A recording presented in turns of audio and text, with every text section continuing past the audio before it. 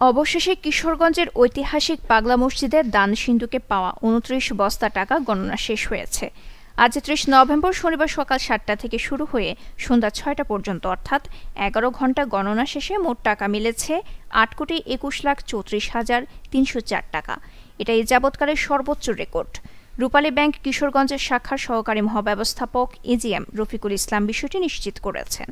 এর আগে ব্যাংকের কর্মকর্তা ও মাদ্রাসার শিক্ষার্থীরা গণনার কাজে অংশ নেয়।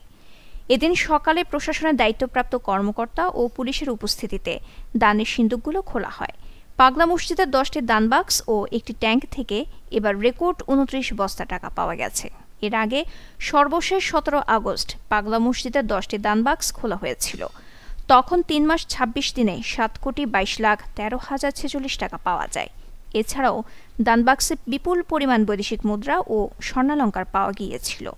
কমিটি সূত্রে জানা যায়, ৬ তলা বিশিষ্ট দৃষ্টিনন্দন পাগলা মসজিদ ও ইসলামিক কমপ্লেক্স নির্মাণের জন্য একটি মেগা প্রকল্প করা হবে। এতে মসজিদ মাদ্রাসা সহ অর্ধ লাখ মুসল্লি যাতে একসঙ্গে নামাজ আদায় করতে পারেন এরকম আকর্ষণীয় একটি ইসলামিক কমপ্লেক্স নির্মাণের পরিকল্পনা হাতে নেওয়া হয়েছে। এর মধ্যে একসঙ্গে ৫,০০০ নারীর আলাদাভাবে নামাজের ব্যবস্থা থাকবে।